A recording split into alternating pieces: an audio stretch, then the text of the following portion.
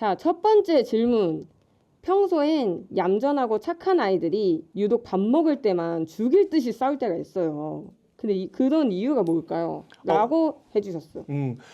그리고 그 얘기를 하기 전에 예슬맘님께 좀 안내를 드리자면 커뮤니티에 질문 남기셨는데 저희가 지금 커뮤니티를 볼 수는 없어서 그 커뮤니티 질문을 넘겨주시거나 아니면 이 창에 남겨주시면 저희가 지금 우리 만족이가 질문한 아이들이 착하다가도 그리고 사이가 좋다가도 밥 먹을 때 싸우는 얘기 끝내고 나서 이야기 드릴 수 있도록 하겠습니다. 그 강아지들이 왜 싸울 것 같니? 어쩔 때 싸울 것 같아? 일단 내가 개입장으로서 넌 걔잖아. 밥을 먹을 때는 식탐이 좀 없잖아. 생긴단 말이야. 그치. 내가 먹고 있는데 뭔가 같이 옆에 붙어 있으면은 괜히 막 신경 쓰이고 좀 음식이 뺏길까 봐 하는 거 있어. 나는 그래. 음식을 뺏길까 봐. 그 음식을 뺏기는 건 뭐 때문에 뺏기는 걸까? 이 상대방이 뭐 식탐이 많을 수도 있고 나는 이거 다 먹고 싶은데 뭔가 와서 뺏어 먹을까 봐 견제하는 게 좀 나는 있어. 우리가 그 반려견끼리 같이 살 때는 이제 사실 반려견의 선조인 늑대나 그리고 야생의 개들의 경우에 공통점이 하나 있지. 어떤 공통점이 있을 것 같아? 뭐지? 개들은 모여서 살아. 무리 생활을 하지. 그러니까 무리 생활을 하면 이렇게 먹는 것 가지고 다툼이 일어날 수밖에 없어. 그래서 이 다툼이 일어날 때마다 늘 싸울 수는 없잖아. 그치. 그렇기 때문에 반려견들에게 발달한 것이 바로 서열이라는 거야. 그래서 사실 보호자님들은 서열에 대한 이야기를 많이 하시고 아이들끼리 모여 있을 때 특히 많이 하시고 다견 가족의 경우에는 서열 얘기를 더 많이 하는데 이 서열을 만드는 데는 세 가지 조건이 있어. 뭔데? 어떤 조건이 있을 것 같아? 글쎄. 서열은 일단 세 가지에 대해서 순서를 정하는 건데 하나는 짝짓기 상대. 누가 먼저 이 친구랑 결혼할 거냐. 그리고 잠자리. 본인이 쉬는 자리야. 그리고 하나는 먹을 거야. 이 세 가지에 대해서는 무리 생활하는 경우에는 계속해서 경쟁이 발생할 수밖에 없어. 그치. 하지만 같이 살아가기 위해선 질서가 필요한데 이 접근할 수 있는 세 가지 요소, 자원에 대해서 순서를 정하는 걸 서열이라고 해. 보통 이 서열을 정하기 위해서 얘네들끼리 서로 싸우고 강한 쪽, 약한 쪽으로 나누기도 하지. 그렇기 때문에 아이들의 서열이 확실하게 정해져 있지 않은 경우에는 음식물이 제공했을 때 이 음식을 누가 먼저 먹느냐의 전쟁이 일어나니까 서로 막 싸우게 되는 거야. 근데 생각을 해보면 같이 사는 사람들끼리 어떤 자원을 나누는 거를 서열이라고 했잖아. 그러면 사람, 보호자와 강아지 사이에는 서열이 안 생길까? 당연히 그래도 생기지 않을까 어느 정도? 하지만 우리 만족이가 게살을 먹는다고 해서 나도 게살을 먹진 않잖아. 그건 아니지. 우리는 자원이 달라. 그래서 사실 보호자와 반려견 사이에선 서열이 생기면 그것은 되게 말이 안 되는 거야. 원래는 존재할 수 없는 거야. 사실 가끔 반려견 아이가 막 짖거나 그럴 때 보호자님이 그걸 좀 진정시키려고 할 때 아이가 자기가 짖어야 되는데 그걸 진정시키려고 하니까 오히려 보호자한테 공격적인 행동을 하거나 할 때 우리는 서열 이야기를 하잖아. 근데 사실 원칙적으로는 보호자와 반려견 사이에는 서열이 생길 수 없어. 왜냐하면 공유하는 자원이 다르니까. 만약에 서열이 있다면 강아지가 서열이 있을 때 강아지 밥을 먼저 주고 사람은 밥을 챙겨 먹어야 되는데 서로 먹는 밥이 다르잖아. 그렇지. 그래서 반려견과 사람의 관계에서 그리고 또 반려견과 반려견이 서열을 다투는 과정에서 이거를 우리가 제대로 이끌어 주려고 하면 보호자에게 뭐가 있어야 할까? 보호자한테 제지할 수 있는 그런 능력이 있어야 돼.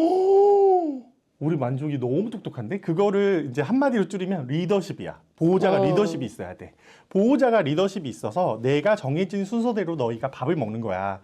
첫째 형이 밥을 먹고 그 다음에 네가 밥을 먹는 거야 라고 정해주면 둘 사이에 싸움이 날 일이 없지. 이걸 또 확장해서 생각할 수도 있어. 우리 보호자님들 중에서 아이들이 밥을 안 먹어요. 얘는 사료 안 먹고요. 맨날 새로운 음식 줘야 되거나 간식만 먹으려고 해요. 라고 하는 경우가 있어. 맞아. 사실 근데 간식만 먹으려고 할 때 아이가 컨디션이 안 좋아서 밥을 안 먹는 건 아니야. 간식이 맛있으니까 간식만 먹고 싶어서 먹는 거거든. 맞아. 본능적으로 먹는 거지. 많은 보호자님들께서 오해하고 계신 게 우리가 강아지를 훈련한다고 생각을 하는데 사실 우리가 강아지를 훈련하고 교육하는 것도 맞아. 하지만 강아지들도 우리를 훈련하고 교육을 해. 그래서 내가 밥을 안 먹으면 걱정되니까 보호자가 맛있는 간식을 줬어.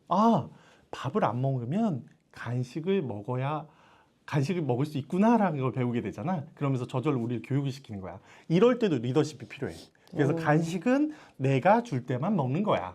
그리고 내가 밥을 줄 때는 밥을 맛있게 먹는 거야라는 걸 가르쳐 줘야 되고 마찬가지로 이 리더십이 있어야 다견 가족에서의 분쟁 그리고 강아지가 좀 보호자를 넘어서는 행동 그리고 보호자가 강아지를 이끌고 싶은데 이끌어가는 게 가능한 거야. 사실 근데 따끔하게 해야겠네요라고 예슬마께서 말씀하셨는데 리더십이라는 게 굳이 뭐 체벌이라든지 따끔하게 해서 되는 건 아닙니다. 근데 그래서 막 이렇게 때리는 보호자들 많잖아. 사실 근데 때리는 거는 되게 감정적인 거고 그 상황에 대해서 억누르는 거지 그걸 이해시키거나 리더십 있는 행동은 아니잖아. 사실 리더십이라는 건 되게 부드러운 리더십도 있는 거거든. 어떻게 하는데? 만족이 지금 이러면 안 돼요. 만족이 사료 잘 먹을 거죠? 만족이 손 가만히 두세요. 만족이 손 가만히 이제 엄마랑 얘기할 생각 됐어? 아이 컨택 오케이? 오케이 만족이. 네 이렇게 부드럽게도 할 수가 있는 거기도 하고 아니면 이제 보호자가 뭐 얘가 예를 들어서 뭐 사료를 안 먹고 계속 간식만 먹으려고 그래. 그런 경우에는 사료를 먹었을 때만 간식을 먹을 수 있다라고 가르쳐 줄 수가 있는 거지. 그래서 이런 경우에는 보호자 마음이 좀 아프시더라도 따끔하게 대하는 게 아니라 보호자님이 앞으로 이 아이의 영양학적인 균형, 나이 들어서의 건강까지 생각을 해서 밥을 먹었을 때만 간식을 제공한다든지 간식이라고 하는 건 이따가 뭔가를 볼트선 선생님 7,500원 주셨어요. 우리 볼트선더 원서님 슈퍼챗 7,500원 감사합니다. 진정 괜찮아. 볼트 선생님 좀만 기다려 주세요. 저희가 좀 준비한 게 있어. 아니 이거 내놔 어떻게 네 저희 뼈 7,500원 75분 날려. 감사합니다. 주에 한 번씩 목욕을 시켜주는데 적당한 강아지 목욕 주기가 어떻게 되는지. 만족이 너는 목욕한 지 얼마나 됐어? 나는 보기보다 되게 깨끗해 보이지만 5개월에 한 번? 그러면 정도 저번 쉬는 편이야. 때쯤 했던 왜 나 거 같아? 밖에서 좀 지내니까 대부분 마당에서 지내니까. 마당에서 지내면 더 닦아야 되는 거 아니니? 그래? 어쩐지 아까부터 뭔가 쓰레기장 냄새가 난다고 싶었는데 너였구나. 아, 내 냄새야? 어쩐지. 그럼 얼마나 자주 씻어야 되는지 얘기해 줄까? 응. 보통 반려견 보호자님들은 강아지들이 일주일에서 열흘에 한 번 정도 씻긴다고 해. 그런데 이제 사실 아이들의 환경이나 아이들이 어떻게 생활하는지에 따라서 조금 다를 것 같긴 한데 왜 사람은 너도 믿기진 않겠지만 나도 하루에 2번 목욕을 해. 어? 정수리에서 꽃냄새 안 난다네. 저도 하루에 2번 목욕을 하는데 사람은 사실 하루에 한 번 정도는 목욕을 하잖아. 그치. 이틀에 한 번은. 그러겠지. 그런데 우리보다 왜 얘네들은 좀 목욕을 자주 하지 않는 걸까? 자주 안 시키는 걸까? 일단 내 얘기를 하자면 네 얘기는 정상적인 얘기는 아닌 것 같은데 한번 들어보자. 한 번만 들어볼래? 한번 가까이 오지 내 말고. 얘기는 나는 좀 건성이야. 피부가. 너 피부가 건성이야? 지성인데 개기름. 보이기에 그러지만 어. 생각보다 이 속은 굉장히 건성이야. 그래. 그러니까 나는 그때 옛날에 자주 테러님 씻었다가 슈퍼챗 아. 만원 너무 감사합니다. 건조해져서 심용희 오늘은 한 수의사님 번씩 오은영 이렇게 박사님 바꿨어요. 같아요. 그때 아주 그냥 윤기가 자르르 흐르고 막 난리가 나던데. 우리 그런데 이 와중에 네가 안 씻고 있는데 캐럿님이 10,000원의 후원을 해주셨다. 정말 이거 어떻게 하면 좋니? 캐럿님 사랑합니다. 사랑합니다, 캐럿님. 지금 준비된 게 이것밖에 없어요. 다음번엔 춤이라도 추겠습니다. 감사합니다. 오은영 박사님 갔다고 해주셔서 감사합니다. 감사합니다. 어떻게 오늘- 이렇게 해서 이렇게 사랑을 받을 수가? 잠깐만 기다려봐. 열어줄게. 금방 부자 되겠는데? 17,500원으로 부자 되진 않아. 그래. 더. 어떻게 보통 반려견은 사람보다 좀 자주 씻지 않는 게 반려견의 그 피부의 각질층에 있습니다. 물론 이 친구들이 저희보다 피부가 더 알칼리에 가까워서 쓰는 샴푸가 좀 다른 부분도 있는데 이걸 차치하더라도 피부의 각질층 부분이 있는데요. 저희가 목욕을 할 때마다 허스키 오빠님이 2만 원을 주셔. 이거 37,500원. 나 여기 죽을지도 띠오빠 몰라. 센스나우스님 죽을지도 몰라. 슈퍼챗 2만원 감사합니다. 어떻게 뭐 이게 말이 되는 걸까? 감사합니다. 여러분 저 열심히 살겠습니다. 사랑합니다. 허스키 오빠님 최고. 좋아요 누를게요 영상에. 아니, 정신 차려. 괜찮아. 진정해. 우리 애기 진정해. 괜찮아. 오늘 사료 먹을 수 있는 거야? 오늘은 연어로 된 사료를 줄게. 화식도 먹을 수 있겠다. 좀 이따 이게 소개될지 모르는데 우리 되게 좋은 애견 카페 가가지고 맛있는 거 먹을 수 너무 있을 것 좋아, 같아요. 너무 좋아. 감사합니다, 오스키오까지. 아, 여러분 너무 감사합니다. 이 친구들이 저희들보다 좀 덜 자주 씻기는 이유는 각질증이 있습니다. 저희가 목욕할 때마다 각질증이 깎여 나가는데요. 사람의 각질증은 25개, 20개에서 25개 정도 층이라고 이루어졌다고 알려져 있는데 반려견들은 보통 5개층, 저희보다 5분의 1 피부가 얇습니다. 그렇다 보니까 너무 자주 씻기시게 되면 오히려 그 피부를 보호해주고 있는 장벽인 각질층이 없어지면서 피부가 더 건조해지는 상황이 돼요. 그래서 예전에 많이들 실수하셨던 게 우리 아이 피부가 건조하고 각질이 보이기 때문에 씻을 때가 됐다고 해서 자주 씻기시는데 오히려 그 건조하고 각질이 보이셨다는 건 이미 각질층이 파괴돼서 피부가 건조해졌다는 증거고 그리고 목욕을 시키시면 더 건조하게 되는 거죠. 하지만 아이들에 따라서 좀 다른 상황이 있을 것 같아요. 야외 배변을 한다거나 산책을 많이 하는 친구들 같은 경우에 몸이 더러워지기 때문에 일주일 정도 목욕을 하는 게 조금 부담스러우셔서 5일에 한 번, 3일에 한 번 목욕시키실 수 있는데 그렇기 때문에 이렇게 목욕을 시키시더라도 좀 초점을 맞추셔야 되는 게 보습입니다. 그래서 샴푸 중에서도 보습 기능이 있는 샴푸들 좀 많이 이용하셨으면 좀 좋겠다고 말씀드릴 수 있고요. 사실 그런 부분에서 이제 뿌려주는 보습제라든지 이런 부분들이 좀 있습니다. 근데 되게 재밌는 게 내가 느낀 것 중에 하나가 아마 지금 계신 우리 구독자님들 그리고 우리 나중에 우리 팬닉도 만들어 드려야겠다. 그치? 오, 그럼 너무 좋지. 그 오늘 참여하신 구독자님들도 느끼시겠지만 하얀색 강아지는 각질이 있다라는 얘기를 하시는 분을 제가 본 적이 없어요. 나도 본 적이 없는 것 같아. 그런데 대부분 우리 아이 각질이 심해요라고 말씀하시는 그 집은 보통 아이가 검은색인 경우가 많아. 왜 그런지 알아? 털이. 피부색은 흰색이어서 흰 털을 가진 친구들은 피부색이 흰색이네 각질이 안 보이는 것 같고 검은색 털을 가진 아이들은 흰색 피부 때문에 각질이 유난히 더 많이 보이는 것 같아. 그래서 우리 아이들이 피부가 건조한지를 확인하려면 털이 있는 부분을 보시는 것보다 털이 좀 적은 배 부분이라든지 또는 항문 주변을 보셔도 건조한지를 좀 보실 수 있어요. 건조하면 피부가 이렇게 하얗게 일어나거든. 그래서 이럴 때는 보습제 적용해 주시면 좋고 사실 이제 보습제를 사려고 지금 구매를 하시거나 펫샵을 가실 필요 없이 집에서 해결하는 방법도 있다. 어떻게 해? 네 건조함을 해결해 줄까? 네, 나 지금 여기 쩍쩍 갈라졌잖아, 지금. 보이지? 치워주면 안 되겠어? 네. 그 보통 집에 그 겨울 지나시고 선물도 많이 받으시고요. 저희가 하나 정도 샀다가는 그 주머니에 넣었다 잊어버리는 것들이 있어요. 바로 립밤입니다. 그 립밤을 이용해서 보습을 하실 수가 있는데요.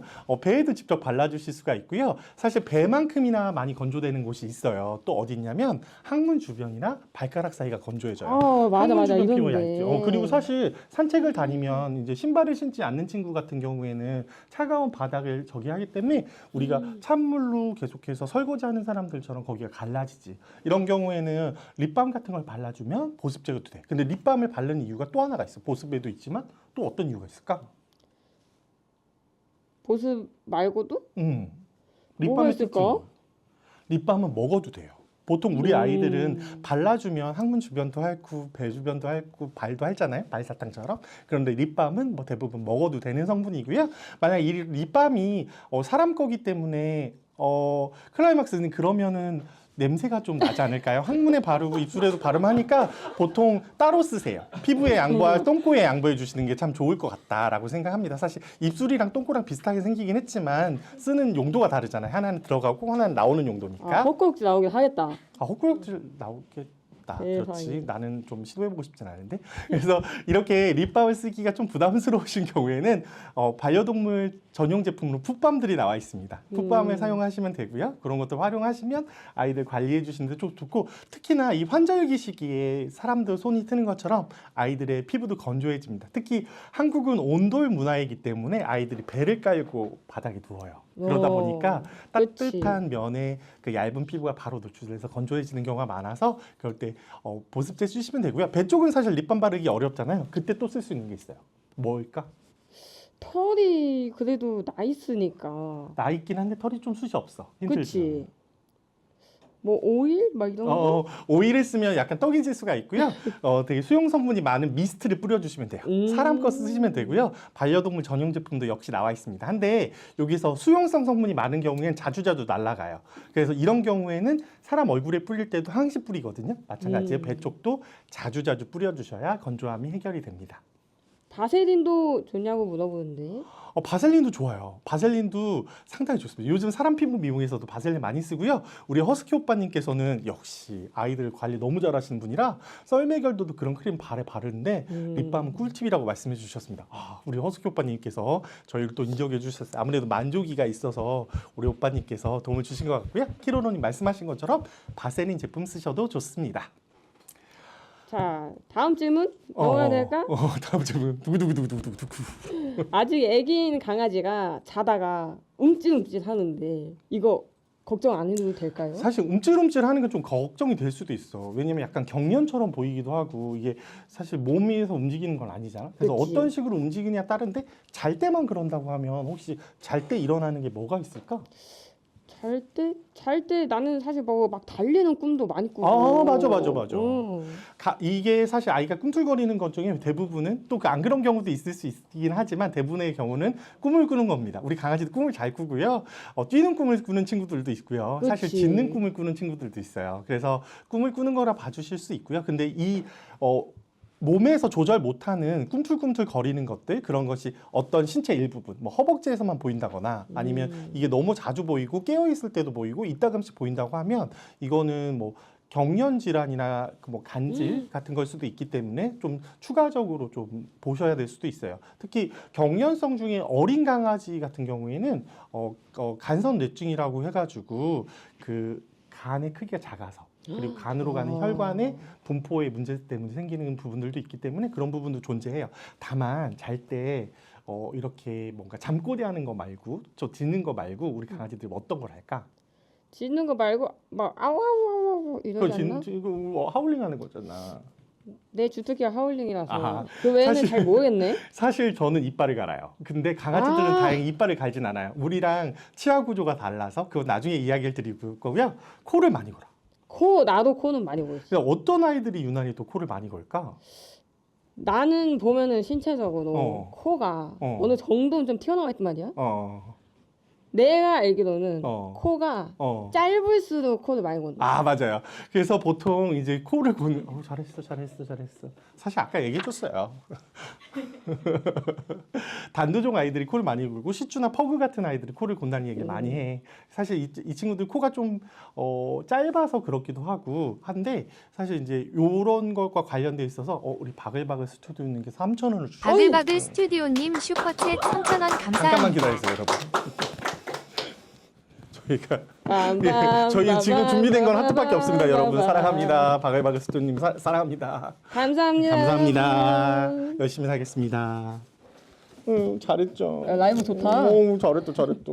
이제 간식 먹을 수 있겠다. 오늘 집에 갈 때. 내 것만 하나 사줄게. 근데 이런 단두종인 친구들한테서 또 많이 보여지는 코와 관련된 현상이 있어요. 그 중에 하나가 비문협착증이라고 하는데요. 콧구멍이 선천적으로 좀 작은 친구들이 있습니다. 이런 친구들 같은 게 어렸을 때 특별히 나타나는 게 뭐가 나타날까? 코가 좁으니까, 콧구멍이 좁으니까. 숨을 조금 못 쉬기가 쉬어. 힘들다? 그러다 보니 뭐가 나타날까? 코골이? 강아지들이 한창 깨발랄한 시기잖아. 근데 그치. 코가 좁으니까 숨이 잘 안 쉬어져서 이런 아이들 좀 잘 안 움직이려고 해. 조금만 움직여도 힘들어하고. 근데 이런 거는 해결할 수 있어요. 성형수술로요. 우리 만족이가 한 양약수술처럼 성형수술이 있는데요. 비문을 넓혀주는 수술이 있습니다. 그 수술을 해주시면 많이 개선이 되고요. 이외에 단두종인 친구 중에 저희가 혀로 입천장을 긁을 때 딱딱한 게 경구개, 그쪽에 부들부들한 데가 연구개예요. 근데 이런 단두종 친구의 연구의 노장이라고 해서 연구개 부분의 살이 이렇게 늘어진 경우가 있어요. 이게 늘어져 있으면 인후부들 지나면서 바람이 지나가는 걸 방해할 거 아니야? 그치. 그럼 컥컥거리겠지. 달달달달. 그래서 그런 연구개 노장을 가지고 있는 친구들도 많고 여기 이제 단두종 친구 중에서도 체격이 좋은 친구들, 목 주변에 살이 좀 많은 친구들한테 많이 나타나고 이외에 치아와 포메라니안처럼 작은 친구들한테서도 많이 나타난 증상 중에 하나가 기관 기관 허탈이라고 하는 증상이 있습니다. 이건 기관 연골이 점점 무너지면서 아이들이 들숨을 잘 못 쉬는 거라서 컥컥거리는 증상이 많이 나타나고요. 그리고 또 치아와에서 또 많이 나타나는 것 중에 하나가 리버스 스니징이라고 해서 물 먹으면서 킥킥거리거나 이렇게 하는 것들이에요. 그래서 리버스 스니징은 사실 아직까지 정확하게 원인이 밝혀지지 않았는데 원인이 안 밝혀졌으니까 치료법도 확실한 건 없다. 다만 근데 보습에 신경 써주시고 하면 좀 개선되는 경향이 있다더라라고 알려져 있습니다. 말 되게 잘한다. 아 그렇죠. 지금 우리 예슬맘이 수의사 선생님 전생이 강아지였다고 하는데 현생도 강아지인 것 같아요. 사실 저는 개의 마음으로 잘 살고 있습니다. 그러니까 잘하면 진짜 정말 돈 굳겠는데? 아 그럼요. 게다가 필요가 없어요. 허스키 오빠님께서 방송이 너무 유익하고 재밌다고 저희가 잘 추구하는 방송이지 않아요? 그럼요. 유익하고 재미나고 고품격. 예. 그리고 우리 클라이막스님 이 방송 잘 쓰면 돈 굳겠다. 네, 방송 잘 써주십시오. 많이 사랑해 주시고요. 자, 마지막 질문.